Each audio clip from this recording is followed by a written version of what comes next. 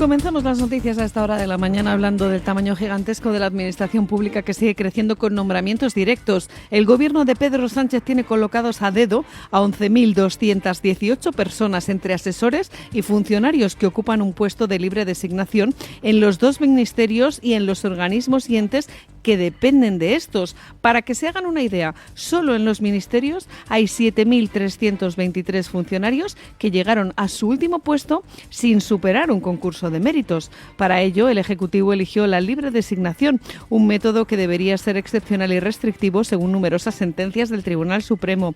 Para acceder a un puesto de este tipo, ni siquiera es necesario acreditar un tiempo determinado en la administración pública tras aprobar la oposición, por lo que en muchas ocasiones responde a favores concretos y a cargos que se consideran de confianza.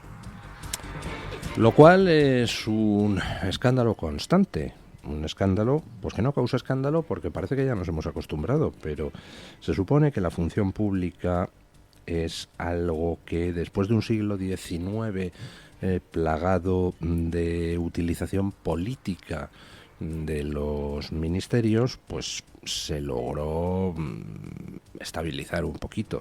Ya aquellos de ustedes pues que hayan leído a Pérez Galdós, o que bueno, pues tengan un poco más de culturilla general, pues sabrán lo que era la figura del cesante. Los tíos que entraban en un ministerio a dedo cuando ganaban unos y luego cuando ganaban los otros los ponían a todos en la calle para sustituirlos por otros que fueran de la cuerda, y entonces aparecía el cesante como figura, alguien que había estado trabajando en un ministerio y que por haber perdido los suyos las elecciones se veía en la calle. Luego, en algunos países se mejoró la cosa, por ejemplo, en la Argentina peronista. Hay una región en Argentina llamada La Rioja, como la nuestra. De hecho, ha habido algunos conflictos de marcas por el tema de vino de La Rioja. Pero bueno, eso no viene al caso. El caso es que en esta provincia de La Rioja, recuerdo haber leído hace ya pues como 30 años o más, un reportaje sobre cómo el 70% de la fuerza laboral de la provincia argentina de La Rioja eran empleados públicos. ¿Por qué? Pues porque llegaba un gobierno, metía a todos sus enchufados, llegaba el siguiente, no echaba a los enchufados del gobierno anterior, sino que metía a los suyos, y así se iba acumulando una masa de funcionarios públicos que en realidad no servían para hacer absolutamente nada, que no hubieran podido hacer la 10ª parte de ellos, y 70%, claro, pues en esas condiciones es imposible que ninguna economía resista. Un 30% de la población no puede mantener a un 70% que viva de los sueldos públicos. Aquí, pues, el Partido Socialista ha hecho del enchufado, pues de nuevo, una institución, saltándose la profesionalización de la administración pública, que se consiguió después de mucha lucha, precisamente para evitar todo esto de meto a los míos, que en realidad no saben hacer la O con un canuto, y la administración funciona mal, resulta que se dedican a cobrar sueldos públicos gente que no tendría por qué cobrarlos, etcétera, etcétera, etcétera. Bueno, pues todo eso que se había logrado de forma razonable a lo largo de muchísimo tiempo, eso de profesionalizar la administración pública mediante las oposiciones, de tal manera que el que entre de funcionario su puesto no dependa del gobierno de turno, pues hay una serie de mecanismos para saltarse eso de que los funcionarios entren por concurso u oposición, y el gobierno, puestos a saltarse cosas, es un campeón de los campeones. 11.200 enchufados a dedo. No estoy diciendo, por supuesto, que el PSOE sea el único que enchufa gente a dedo, pero ya hemos visto las comparativas de lo que hace Sánchez con lo que hacían gobiernos anteriores. O sea, vamos, el número de asesores de Sánchez, en fin, es infinitamente superior al número de asesores de Rajoy. Igual que el número de viajes en Falcon de Sánchez supera todo lo que han hecho todos los presidentes anteriores en la democracia por mucho. Sánchez tiene un concepto patrimonial del Estado. El Estado es él. Él puede hacer con nuestro dinero lo que le dé la gana, desde usar el Falcon para sus actividades de partido o incluso sus actividades privadas, a meter a todos sus amigos y activistas del PSOE enchufados en la administración. Luego, por supuesto, eso tiene además consecuencias en cascada. Un señor que se dedica a enchufar gente en la administración, pues tiene por debajo ministros que, como ven que el jefe enchufa gente en la administración, pues también enchufan a sus amigos y familiares, y los ministros tienen sus secretarios y secretarios de Estado y esas cosas que también enchufan a los suyos. Al final, pues lo expresó muy bien el políticamente finado Errejón. Recordarán ustedes aquel vídeo en el que Errejón salía diciendo que había que empotrar a todos los afines ideológicamente en distintos cargos, en distintas ONGs, en distintos movimientos sociales, todos ellos alimentados de la teta pública, para cuando se perdiera el gobierno que quedaran ahí todos bien recogiditos. Bueno, pues habrá que meter mano a esto. Este es el tipo de cosas que a mí me sublevan cuando escucho a gente hablar de que el sistema de pensiones es insostenible. Vamos a ver. Ni entro en si esto es sostenible o no es sostenible. Lo que está claro es que tú a la población no le puedes decir que lo mismo no va a quedar dinero para las pensiones mientras te dedicas a malgastar el dinero en cantidades extraordinarias, porque entonces la gente dice, o sea, para las mandangas sí hay, pero para las pensiones no. Es el tipo de mensaje que hace que al final el liberalismo tenga tan poquito éxito electoral en España. Cuando uno señala este tipo de despilfarros y lo pone en relación con las pensiones, la respuesta invariable es siempre: es que 11.200 enchufados, pues es el chocolate del loro, lo quitas y no arreglas el tema de las pensiones. No, el problema es que este es el chocolate del loro, y los 500 millones de euros del ministerio de la señorita Pepis de Montero es el chocolate del loro, y las campañas de publicidad institucional son el chocolate del loro, y a base de chocolates del loro tenemos a Charlie y la fábrica de chocolates, y te pones a sumar chocolates del loro y te sale el oro y el moro. En fin, bueno, y mientras tanto, mientras Sánchez tiene 11.200 enchufados a dedo en todos los ministerios y entes estatales, y mientras los afectados de la Dana ni han cobrado las ayudas, la mayoría de ellos, ni tampoco tienen todavía limpios sus pueblos e inmuebles, pues ¿a dónde se ha ido Pedro Sánchez? Pues a esquiar, hombre. Al fin y al cabo tiene que descansar. Hacer el mal cansa, y por tanto de vez en cuando tiene que relajarse el pobre hombre. Escuchen. El presidente del Gobierno se encuentra en el Valle de Benasque junto con sus hijas y su mujer. Pedro Sánchez llegó a la estación de esquí de Cerler, donde ha sido visto disfrutando de unos días de nieve, uno de sus hobbies favoritos en invierno, ya que es un apasionado del esquí. Allí recibió unas clases de snowboard que además fueron grabadas por algunos esquiadores de la estación del Cerler, quienes le increparon. ¡El Ministerio del Chorizo! Mira, Pedro, hijo de puta, que tendrías que estar preso, cabrón. Tira, que te bote chapote. No te pillarán en la puerta del hotel. Dado el carácter privado de la visita, desde Moncloa han rechazado proporcionar información sobre los movimientos que tiene planeado el presidente en la zona, a las que se ha desplazado con cierta asiduidad desde hace años atrás para esquiar, una de sus aficiones más destacadas. Se espera que Pedro Sánchez pase la Nochevieja en Moncloa. Habría que añadir, por desgracia para todos, la verdad es que no hubiera estado mal que hubiera anunciado su dimisión, o al menos la convocatoria de elecciones. ¿Tiene derecho un presidente de gobierno a irse de vacaciones? Pues, hombre, sí, claro, como todo hijo de vecino, pero menos. Cuando pasan determinadas cosas, la obligación de un gobernante es estar al pie del cañón. No les pagamos a nuestros gobernantes al menos en A, una cantidad suficiente como para laboralmente exigirles dedicación 24 horas, 7 días a la semana. Pero, vamos, es que va inherente en el disfrute del poder. La gente que se dedica a gobernar, pues, hombre, se puede dedicar por motivos espúreos. Tengo poder y puedo conseguir corrompiéndome una cantidad de dinero importante, o se puede dedicar por motivos patrióticos o morales. Quiero ayudar a los demás, quiero ayudar a mi país, quiero que esto sea mejor, etcétera, etcétera, etcétera. Bueno, pues si uno se corrompe, pues entonces lo siento, al menos trabaja 24 horas al día, 7 días a la semana. Y si uno no se corrompe y se dedica a la política por temas morales, pues hombre, en fin, tienes que estar al pie del cañón y no tienes horario ni convenio colectivo, con lo cual tus vacaciones dependerán de las circunstancias.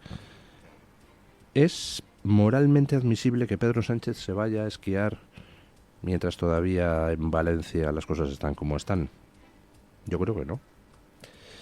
¿Es moralmente admisible que la gente le increpe allí donde va? Yo creo que sí, y que se le increpa incluso poco. Ya he dicho muchas veces que, salvo lo de ir a molestar a la gente en su casa, que es algo que está off limits, fuera de lo admisible, todo lo demás, todo lo que sea decirle a los políticos lo que uno piensa de ellos, pues me parece estupendo. Y Pedro Sánchez es un traidor a su patria. Pedro Sánchez es un traidor a los españoles. Pedro Sánchez además tiene sobre sí la sospecha de que es el capo de una inmensa trama de corrupción. Por tanto, que se vaya a esquiar añade un punto más de desinterés por lo que a los ciudadanos normales pasa, y si la gente que se le encuentra allí le dice de todo menos bonito, pues me parece estupendamente. Más debería decírsele. En fin, los vientos políticos están cambiando en todo Occidente, y ya saben ustedes que una de las costumbres más españolas es lo de salir en socorro del vencedor. Los mismos que se dedican durante años a dorarle la píldora a un gobernante, pues cuando las cosas empiezan a cambiar, ¡puf!, de repente ven la luz y acuden presurosos en socorro del vencedor para ponerse a dorarle la píldora al nuevo gobernante, ¿no? Una costumbre españolísima. Pues no es españolísima, es de todos sitios. También en Estados Unidos pasa eso, escuchen. Les hablamos ahora de política norteamericana porque la representante de Florida, Hillary Castle, rompe con los demócratas y se une al Partido Republicano. La ahora republicana es la segunda mujer en cambiar de partido de cara al 2025 después de Susan Valdez, del estado de Tampa. Los motivos que escribe Hillary Castle son la deriva del Partido Demócrata respecto a su postura con Israel y las políticas locales, lo que ella ha denominado la importancia de los floridanos de a pie, en referencia a los habitantes de su estado. Castle ha reconocido sentirse desgastada al atestiguar cómo el Partido Demócrata permite los ataques y la persecución experimentada por los judíos, su comunidad religiosa, pero además se siente frustrada por la incapacidad de los demócratas de escuchar las demandas de la población. El presidente electo Donald Trump le ha dado la bienvenida en redes sociales, resaltando que esto amplía la supermayoría de los republicanos en la Cámara Estatal. Bueno. Que se ha dado cuenta ahora esta buena señora de que el Partido Demócrata llevaba una deriva un poco inaceptable con el tema de Israel. Pues caramba, ha tardado en darse cuenta. ¡Jolines! O sea, el Partido Demócrata tiene un ala fuertemente antisemita desde hace muchísimo tiempo y cada vez con más fuerza.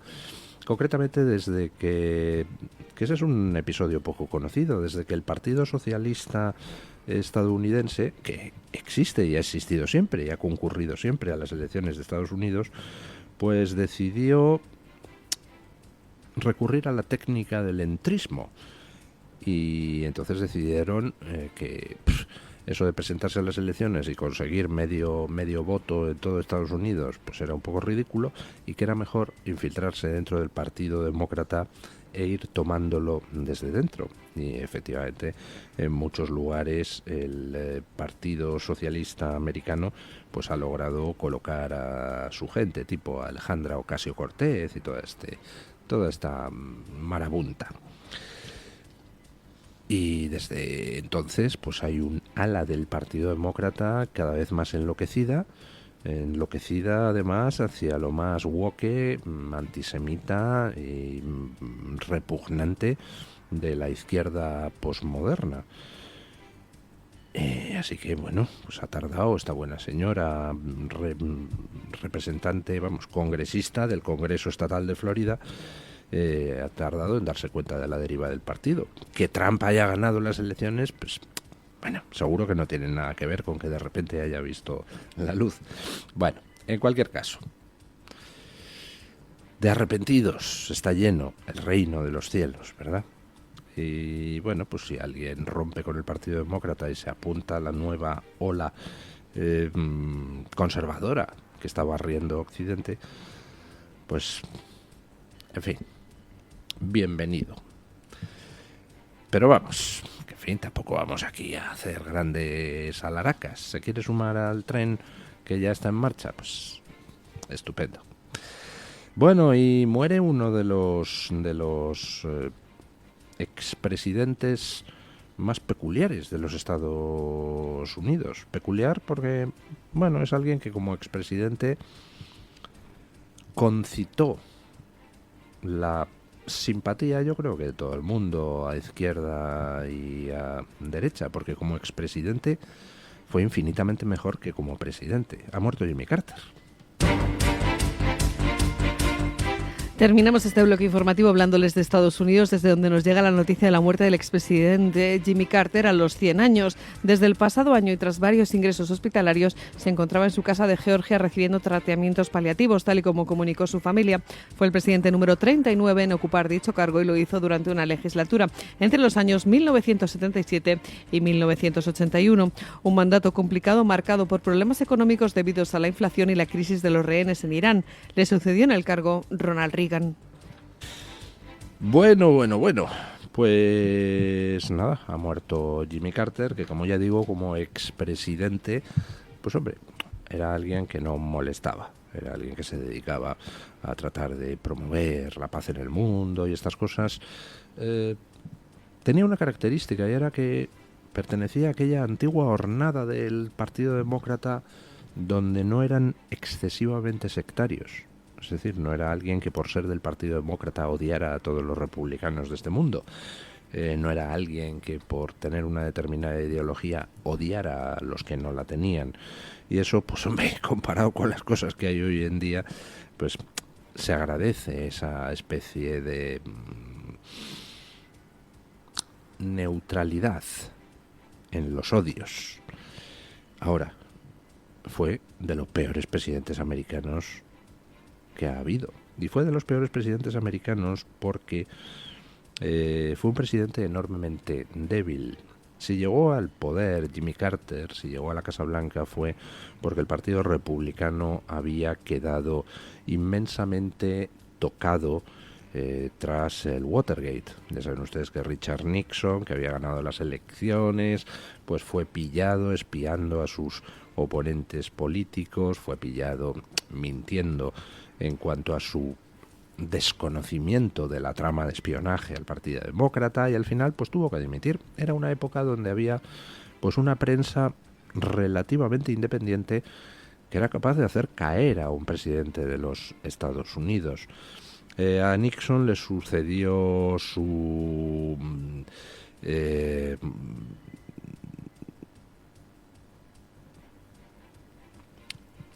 vicepresidente, que era Walter Mondale, y bueno, pues el Partido Republicano había quedado irremediablemente tocado y al final pues ganaron los demócratas un poco por descrédito del Partido Republicano. Y llegó al poder Jimmy Carter, que había sido un tío que venía del mundo empresarial, era el rey del cacahuete. Y Jimmy Carter pues fue alguien que ganó pues casi porque estaba cantado que tenía que ganar el Partido Demócrata, pero que no supo asumir las responsabilidades de presidente y cometió un error imperdonable, que es primero mostrarse débil ante el régimen iraní, y luego cuando el régimen iraní secuestró a un montón de americanos, pues se le ocurrió mandar una fuerza aérea para intentar liberarlos, y aquello fue un absolutísimo fracaso, con lo cual añadió error sobre error. Primero el error de la debilidad y segundo el error de cuando uno ya no se ve más, cuando uno ya se ve obligado a recurrir a la fuerza, encima recurrir mal, tarde y mal. Con lo cual, pues aquello significó un absoluto descrédito para él, para Jimmy Carter y para el Partido Demócrata. Así que no es extraño pues que después ganara un Ronald Reagan que llevó al Partido Republicano y a los Estados Unidos a una época esplendorosa. Ronald Reagan, como Trump, pues era alguien que creía en el poder de la fuerza. Cuando tú estás gobernando un país en un entorno geopolítico inestable, lo único que no puedes ser es débil. Cuando estás gobernando un país como Estados Unidos, pero no solo Estados Unidos.